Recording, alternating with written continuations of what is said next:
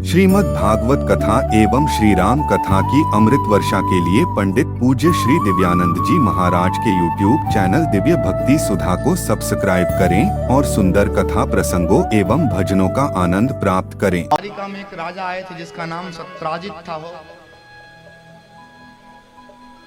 और सत्राजित के पास एक ऐसा मणि था समयंतक नाम का मणि, जिसका रोज 10 घंटा पूजा किया जाए ना तो उससे 8 भार सोना निकलता था। ये 8 तोला सोना नहीं है, 8 भार माने 2 क्विंटल सोना। बाप रे बाप, सोच लो 10 ग्राम सोना लोगे तो कितना रेट है अभी। 2 क्विंटल सोना कितना संपत्ति है, एक दिन की संपत्ति।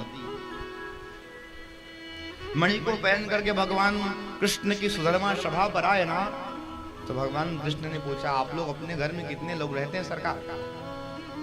बोला, मैं, मेरी पत्नी, मेरे छोटे भाई और मेरी बूढ़ी माँ। बोली, इतना सारा संपत्ति को लेकर के क्या करोगे? इसलिए एक काम करो, यदि आपकी इच्छा हो तो इस मणि को हमारे राजकोष में दे दो। इससे हम क्या करेंगे, इस धन से पूरे समाज का कल्याण करेंगे। गलत कहा क्या? समाज की कल्याण की बात कही है। यदि आपकी इच्छा हो तो, कोई जबरदस्ती नहीं है। कुछ नहीं कहा, पर सत्राजित ने और महाराज वहां चला गया अपने घर में जाकर अपने छोटे भाई को बताया।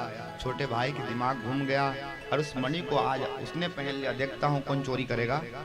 और मणि को पहन करके शिकार करने को चला गया।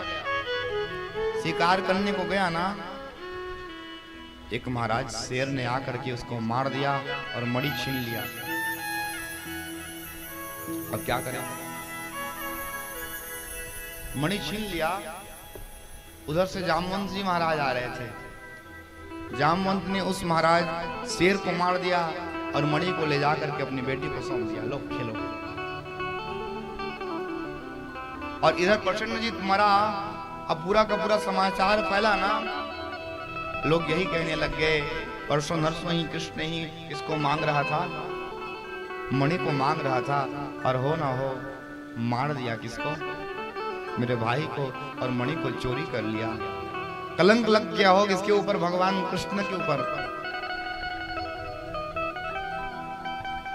दुनिया के लोग ना आपके अंदर कितना भी गुण है नहीं देखेंगे। छोटा सा अवगुण आ जाए ना, हाँ उसी को बोलेंगे सही है। लोग यही कहने लग गए, अरे बचपन में माखन चोरी करता था, कपड़ा चोरी करता था, उसकी तो आदत है, इस बार मणि चुरा लिया। भगवान कृष्ण करे तो कैसे करे? अपने कुल गुरु गर्गाचार्य जी के पास में गए, महाराज ना तो मैंने किसी का मणि चोरी किया, ना प्रसन्नजीत को मारा है, बिना मतलब के मेरे जीवन में कलंक लग गया। क्यों लग गया महाराज? गर्गाचार्य जी ने अपना पोथी पंचांग निकाला, और पंचांग निकाल करके देखा महाराज, समझ गए। बोले, सुनो कृष्ण,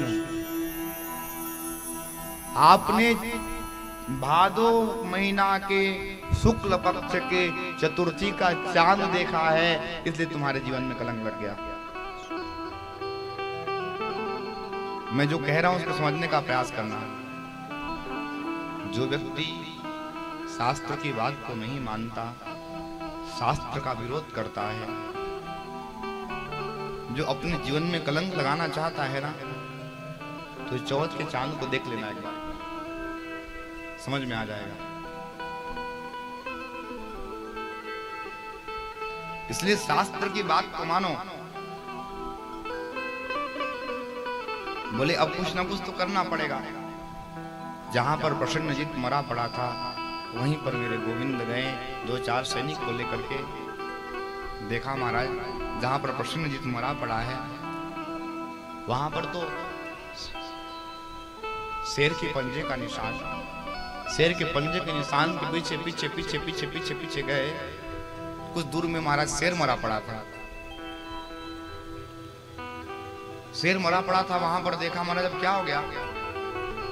तो वहां पर भालू के पंजे का निशान, और उस भालू के पंजे के निशान के पीछे पीछे पीछे पीछे पीछे पीछे जाते गए एक गुफा में प्रवेश किया, और गुफा में प्रवेश किया तो महाराज एक बड़ी दिव्य सुंदरी स्त्री क्या कर रही है, वहां पर मणि को खेल रही है। भगवान कृष्ण को देखी महाराज जोर से चिल्लाने लगी डर करके। इतने में तुरंत जामवंत जी महाराज अंदर से बाहर निकले और भगवान कृष्ण के ऊपर झपट्टा मार दिया हो। बड़ा भयानक युद्ध हुआ। 27 दिन तक युद्ध चलता रहा, युद्ध चलता रहा, युद्ध चलता रहा। और जब जामवंत जी की महाराज नस नस ढीली होने लगी ना, नस नस ढीली होने लगी, जामवंत जी दंडवत प्रणाम कर गए, बोले महाराज आप ही हमारे राम जी हैं, मैं आपको पहचान गया। परीक्षित प्रश्न करते हैं सुखदेव बाबा से कि महाराज एक बात समझ में नहीं आया, जामवंत जी अपने स्वामी मानते हैं राम को, और अपने स्वामी से भला युद्ध कोई कैसे कर सकता है? बोले इसके पीछे भी रहस्य है। भगवान राम जब लंका में अपनी पूरी वानर सेना लेकर के गए थे युद्ध करने को, तो जामवंत जो है ना भी उस भगवान की वानर सेना में था ना, था कि नहीं? रावण को जीत करके, लंका को जीत करके अयोध्या आए, राम जी राजा बने, तो सारे के सारे वानर सेना को राम जी ने कहा, अरे वानर सेना लोग, आपने हमारी बड़ी सहायता करी है, इसलिए मांगो जो मांगना चाहता है, मैं अब राजा बन गया हूं, आपके जो मांगेंगे मैं उसको देने के लिए तैयार हूं। किसी ने भक्ति मांगा, किसी ने ज्ञान मांगा, किसी ने मोक्ष मांगा, किसी ने वैराग्य मांगा। जब जामवंत जी की बारी आई तो जामवंत क्या मांगते हैं? जामवंत जी कहते हैं सरकार देना चाहते हो ना तो यही दे दो। जब आप रावण के साथ युद्ध कर रहे थे ना, तो रावण की सेना में कोई ऐसा वीर नहीं था महाराज जो मेरे इस टक्कर का हो, कोई नहीं था मेरे बराबर का। केवल आप ही थे उस पूरे के रणभूमि में जो मेरे से युद्ध करने के लायक हो। लेकिन महाराज मैं आपसे कैसे युद्ध करता, ये तो मर्यादा का विपरीत हो जाता ना, अपने स्वामी से भला कोई युद्ध थोड़ी ना कर सकता है। इसलिए महाराज देना चाहते हो, जीवन में कोई आकांक्षा नहीं, जो परम तत्व को पा जावे उसके पास उसके जीवन में कुछ चीज की आकांक्षा होगी क्या? इसलिए देना चाहते हो तो बस दो चार हाथ आपके साथ करने का मन कर रहा है।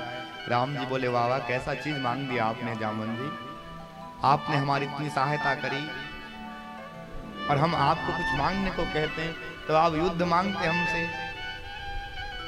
इस बार तो मेरा मर्यादा पुरुषोत्तम के रूप में अवतार हुआ है, इस समय आपकी इच्छा को पूर्ण नहीं कर सकता,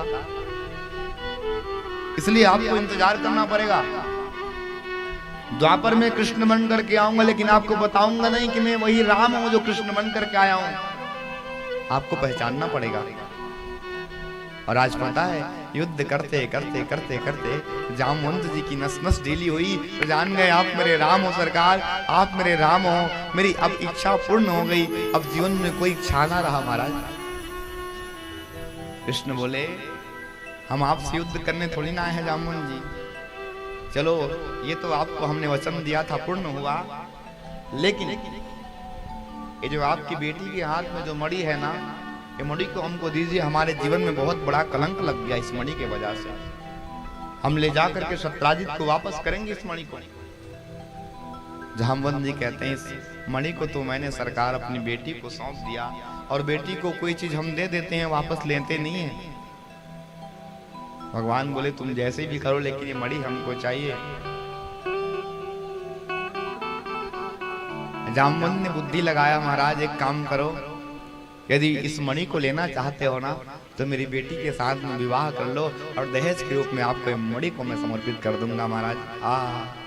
और आज जंगल में ही मंगल हो गया हो, मंगल का अर्थात विवाह, अभी तो मंगल पर नहीं लिखाता है ना, जंगल में मंगल हुआ, भगवान जामवंती को साथ में लेकर के आए, और हम साथ में महाराज आज जामवंती को लेकर के आए और मणि को भी लेकर के आए।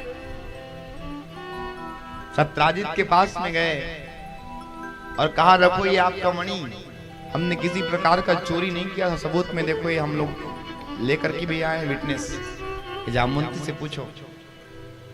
बड़ा दुख हुआ महाराज सत्राजित राजा को, बिना मतलब का मैंने द्वारिकाधीश के ऊपर कलंक लगा दिया। अब तो दुनिया उल्टा हो गया हो, सत्राजित को उल्टा सीधा कहने चालू कर दिए लोग। ये ऐसी है, जबरदस्ती का भगवान कृष्ण को कलंकित कर दिया। दुनिया के लोग ऐसी हैं, जब आपके ऊपर समय खराब रहेगा ना आपका, आपको उल्टा सीधा कहेंगे हो। जैसी आपका समय सही हो जावे ना, हाँ तू तो मेरा दोस्त है रे, तू तो मेरा यार है। दुनिया के लोग कहने वाले हैं, इसलिए कुछ तो लोग कहेंगे, लोगों का काम है कहना, कहने दो उनको। हमारा जो मुख्य उद्देश्य है उस उद्देश्य की आपूर्ति करिए। दुनिया के लोग कहते ही रहेंगे। यदि आपने दुनिया के हिसाब से चलना चालू कर दिया ना, एक पल नहीं जी पाओगे, एक पल नहीं जी पाओगे आप। पता है कन्हैया जी, आप भागवत कथा कर रहे हैं ना यहाँ पर, तो कई लोग ना केवल महाराज ये देखने जाते हैं कि कन्हैया का व्यवस्था कैसा है। सही है कि नहीं? कथा नहीं देखने आएंगे, केवल व्यवस्था देखने आएंगे। का साग रांधा तेरे भंडारा में रहा, तो वो कथा सुनने को नहीं आया है। और यहाँ पे कन्हैया मस्त कथा कर जीते, उधर जाकर उल्टा बात करेगा। लोगों के हिसाब से यदि आप अपने जीवन का निर्वाह करना चालू कर दिए तो एक पल आप नहीं जी पाएंगे। प्रेम से कहो